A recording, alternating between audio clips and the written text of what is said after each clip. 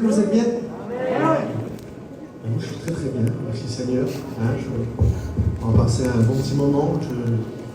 Il y a eu beaucoup de cantiques. La journée est limite un peu fatigante, on va dire, il faut se l'avouer. Mais je ne serai pas là. Amen. Je ne serai pas là. Je vais essayer d'aller à l'essentiel dans cette journée. Et puis, surtout, le plus important, ça serait que vraiment tu mettes ton cœur dans cette journée.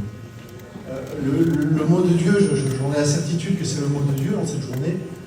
Mais s'il n'y a pas une terre pour le recevoir, on fait comment? Je voudrais que ton cœur soit préparé comme cette terre qui a besoin. Tu as besoin, j'ai besoin, nous avons besoin. Je voudrais qu'on ferme les yeux, qu'on commence à prier le Seigneur. C'est simple, vous allez voir. Tout simplement, le message est simple. Je voudrais que tu comprends ce soir le plan de Dieu.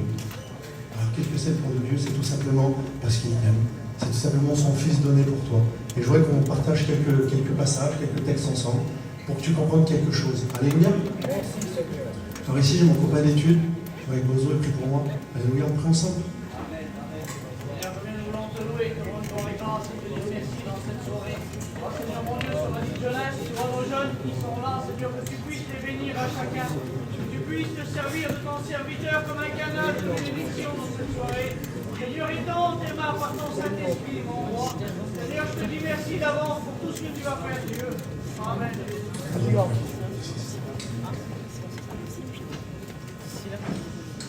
Amen. Je ne serai pas long, vous allez voir. Tout simplement, comme je vous ai dit, j'ai marqué un petit bout sur mon petit bout de papier là. L'amour de Dieu pour toi et son plan pour toi. Alléluia. Alors, on va commencer par le commencement de l'histoire, et puis je ne vais pas être compliqué, je vais vraiment utiliser des mots simples. Alors, on va commencer par le commencement. Commencement, qui dit commencement, qui dit Genèse. Genèse, tout simplement, Dieu créa l'homme. Dieu créa l'homme, et puis on connaît l'histoire, Adam et Ève. Et puis on connaît aussi que le serpent est venu. Il a tenté Ève. Et à partir de là, l'homme et la femme ont désobéi. Et à partir de là, le péché est entré dans l'homme. Vous me suivez pour l'instant? Donc à partir de là, le péché est entré dans l'homme. Et je pourrais même dire qu'il est rentré dans l'ADN humain. Donc à partir de là, on voit Adam et Ève qui ont désobéi. Adam et Ève, voilà, ils ont des enfants. On connaît Caïn et Abel. Et puis on voit que Caïn tue Abel. On voit que le péché est encore là. Et puis c'est transmis, et puis ainsi de suite. Et puis un peu plus loin, dans Genèse 6, il dit quoi? Il dit, l'Éternel vit que la méchanceté des hommes était grande et leurs pensées étaient sur le mal. Et même au verset 11, il dit quoi? Il dit, la terre était corrompue devant Dieu et la terre était pleine de violence. Mais quand on lit ce verset-là, on comprend encore aujourd'hui que la terre est remplie de méchanceté, la terre est remplie de violence, la terre est remplie de choses corrompues, des choses vilaines, des choses sales. Et puis là, à ce moment-là, on fait comment? Et puis, c'est là qu'on rentre dans un plan. Parce que là, le plan de Dieu qui était là depuis toujours, le plan de Dieu mis en route à ce moment-là. La terre il y avait trop de choses qui n'allaient pas. Et puis là, il y a un plan de Dieu. Et puis ce plan de Dieu qui a été lancé, qui a été mis en route, il se déroule encore aujourd'hui. Amen. Vous allez voir, ça va être ça. Donc le plan de Dieu a été prophétisé. Alors qu'est-ce que c'est une prophétie? Vous savez, c'est quoi une prophétie? Une prophétie, c'est tout simplement le sens du mot prédiction. C'est dire quelque chose qui va s'annoncer, qui va se faire. Et puis sur plein de choses, ça a été prophétisé que le plan allait se mettre en route. Alors il y a des prophètes qui ont lancé entre 1400 et puis 500 ans avant Jésus, que le Seigneur allait arriver, et puis ils se sont tous réalisés avec précision. Amen. Cela montre que le plan de Dieu était là depuis le début. Amen. Alors, je vais abréger un peu toutes ces prophéties parce qu'il faudrait tous les dire en un bon bout de temps, mais j'ai noté quelques-uns en particulier. Et puis ces quelques-uns en particulier, c'est quoi? C'est une prophétie d'Isaïe, dans Isaïe 7,14, il dit « C'est pourquoi le Seigneur lui-même vous donnera un signe. Voici la jeune fille attendra un enfant, donné par Dieu, bien sûr, et il lui donnera le nom d'Emmanuel. Emmanuel qui veut dire Dieu est avec nous. À partir du moment où il nous envoie Dieu avec nous. Alléluia. Une autre prophétie, le lieu de naissance du Messie. Le lieu de naissance du Messie, dans Michée 5, il dit « Et toi, Bethléem Ephrata, petit entre les clans de Juda, et toi sortira pour moi celui qui dominera sur Israël. » Alléluia, cela montre que le Messie naîtra à Bethléem. Encore une fois, une prophétie réalisée, une prophétie dite et qui s'est accomplie dans Matthieu 2. Même un peu plus loin, la lignée du Messie. La lignée du Messie, ça annonce que le Messie il sera issu de la lignée de David. Et ça s'est accompli, alléluia. Il y a plein de prophéties qui annoncent que le Seigneur allait venir. Mais à ce moment-là, il fallait que le Seigneur y vienne, mais pourquoi? Pourquoi le Seigneur y vient? Et puis, j'aimerais vraiment, je vous dis, j'en ai pour 10 minutes avec vous. J'en ai pas pour longtemps, je ne suis vraiment pas compliqué. Mais pourquoi le Seigneur est venu? Pourquoi le Seigneur est venu? C'est que tout simplement, il avait un plan pour toi. Et je voudrais que tu le comprennes à partir de là. Qu'à ce moment-là, quand l'homme a désobéi, quand le péché est sur l'homme, il y a quelque chose. Et puis c'est un verset qui se trouve dans Isaïe 59. Et Isaïe 59, il dit « Mais ce sont vos crimes qui mettent une séparation entre vous et Dieu. Ce sont vos péchés qui vous cachent sa face et qui empêchent de vous écouter. » Alors là, on comprend quelque chose du Seigneur. Le péché fait un obstacle à la bénédiction. Seigneur, ce sont vos crimes, mais je ne suis pas un criminel, mais tout simplement, le mot crime est au sens, comment on pourrait dire ça, juger en quelque sorte. Le mensonge et ainsi de suite, cacher quelque chose. Et bien ce sont vos crimes qui mettent une séparation. Mais comment on fait? Et là, il y a le plan de Dieu, je vous reviens là-dessus. Et puis ce verset-là, je vais vous le citer, on a tellement l'habitude de l'écouter, ce verset-là, que je pourrais dire à n'importe quel jeune ici, cite-moi lui, il va me le dire, il le connaît par cœur. Mais je voudrais que tu réalises ce soir que le Seigneur, là, même encore aujourd'hui, il vient pour toi, pour te sauver, pour te libérer. Toi qui es emprisonné, toi qui es enchaîné, toi qui vis dans la noirceur, il est venu pour te libérer, il est venu pour te sauver ce soir. Amen. Ce verset-là, vous le connaissez tous. Hein? Jean 3,16. Amen. Mais je voudrais que tu le comprennes, ce verset-là. Je vais te le lire et je voudrais que tu réalises ce verset. Car Dieu a tant aimé le monde qu'il a donné son Fils unique, afin que quiconque croit en lui ne périsse point, mais qu'il ait la vie éternelle. Dieu n'a pas envoyé son Fils dans le monde pour juger le monde, mais pour que le monde soit sauvé par lui. Amen. Alors je voudrais que tu comprennes quelque chose, tout simplement. On comprend que Dieu est au ciel et dans les hauteurs. Et puis là, il y a le péché qui nous fait un voile. Qui fait un voile sur lui-même, qui fait un voile sur quelqu'un qui est pécheur, sur quelqu'un qui n'a pas l'accès à la présence de Dieu.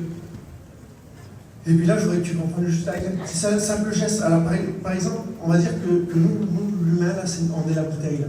Voilà, on est la bouteille. Et là, le péché est sur nous, là. Mais on fait comment, là, quand Dieu va envoyer la bénédiction, là, il y a le péché. Et on fait comment? Et bien, c'est là que son plan, il prend en route. C'est là que son plan se met en route. Et tout simplement, ben, imaginez-vous cette scène-là.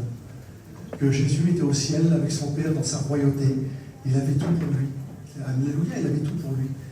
Mais parce qu'il t'a tant aimé, à toi, toi qui es dans le péché, toi qui pratiques des vilaines choses, toi qui es sale, et puis on se met tous ensemble, ne vous inquiétez pas, le Seigneur est venu pour nous tous. Le péché était là, et puis voilà, le Seigneur il était en haut, dans sa royauté, dans la pureté. Et il s'est diminué pour toi. Tout simplement car Dieu a tant aimé le monde qu'il a envoyé son Fils sous le voile, dans la saleté quasiment, pour toi, pour te sauver à toi. Pour te racheter d'un grand prix, il est venu, il est passé au-dessus du voile. Tout simplement parce que car Dieu a tant aimé le monde qu'il a donné son Fils unique, afin que quiconque encore cette bouteille, croit en lui, ne périsse point, mais qu'il ait la vie éternelle. Et par lui, nous passons ce voile. Alléluia. Un signe qui nous l'a été montré par le moyen de la croix. Quand Jésus a été crucifié, la Bible nous dit que le voile du temple s'est déchiré. Et là, à partir de ce jour-là, vous savez, il y avait le temps du tabernacle, je vais abréger là-dessus, et puis il fallait être un homme terrible, et puis une seule fois par an, accéder à la présence de Dieu. Et puis c'est tout. Une fois par an, puis il y a une seule personne. Mais à partir du moment du sacrifice, le voile s'est déchiré, et l'accès à sa présence a été donné pour tout le monde. Dans cette journée, là, on va quasiment l'heure, dans la soirée guidée, là, le Seigneur peut bénir ta vie. Le vide qu'il est dans ton cœur, il est venu pour ça. Il est venu pour te sauver à toi. Romains 6, il dit, car le salaire du péché, c'est la mort. Et c'est vrai que le péché nous emmène à la mort. Mais le don gratuit de Dieu, c'est la vie éternelle. Amen. Alléluia. En Jésus-Christ, notre Sauveur. Alléluia, merci Seigneur. Amen. Le Seigneur, quand il est venu sur terre, il nous a pas dit comme il disait, que la richesse n'était pas d'ici-bas. Il disait le royaume n'est pas d'ici-bas, mais il présentait le Père. Et quand il était sur la terre, le Seigneur, il disait que ce qu'il allait te donner, et puis on va le lire dans Jean 4, 14, il dit: celui qui boira de l'eau du ciel, moi l'eau que je donne, eh ben, il n'aura plus jamais soif. Et l'eau que je lui donnerai deviendrait en lui une source de vie. Et il disait encore, je vous le dis, mon royaume n'est pas d'ici-bas. Il a été envoyé de Dieu pour te présenter le royaume. Mon royaume n'est pas d'ici-bas, mais il est en haut. Nul ne vient au Père que par moi. Dieu, depuis tout ce temps, on va dire ça comme ça, Dieu, pendant tout ce temps, à travers les Écritures, il voulait parler. Mais l'homme, avec son péché, l'homme, avec sa tête dure, il n'écoutait pas. Le seul moyen, c'était d'envoyer son Fils pour toi. Son Fils, je vous l'ai dit, il s'est démuni pour toi. Il a marché parmi cette terre qui est sale pour toi, pour te sauver à toi. Je suis simple ce soir. Alléluia.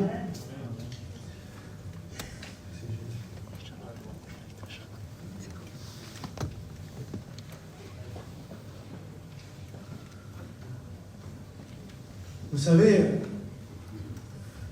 je ne voulais pas le dire, mais je vais le dire quand même. Je voulais vous expliquer quand même comment j'ai rencontré le Seigneur. Hein, c'est simple, je ne voulais pas glisser dedans, mais je suis poussé à le dire. Moi, il y en a certains qui vont sans doute écouter, mais voilà, je le dis.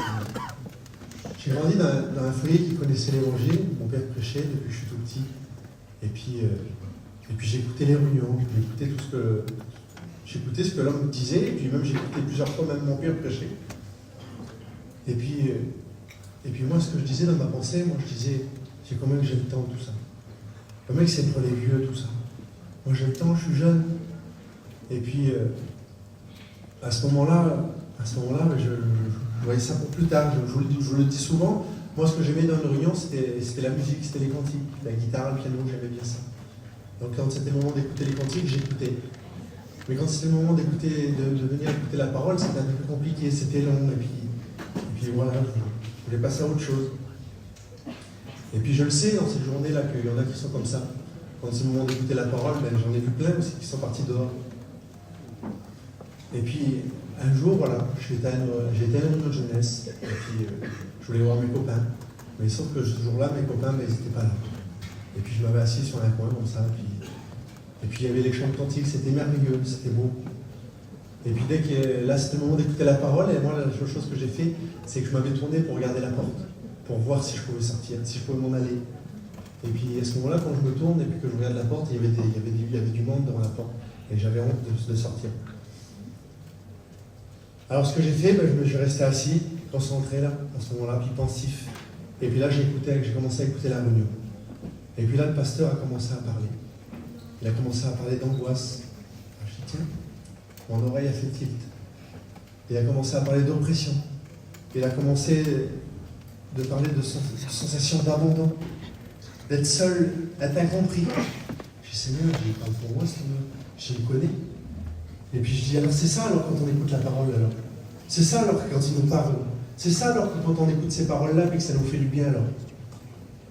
Et puis là, il était en train de commencer à dire que le Seigneur est venu pour chacun d'entre nous. Il a commencé à expliquer tout ce que je vous suis en train de vous expliquer ce soir.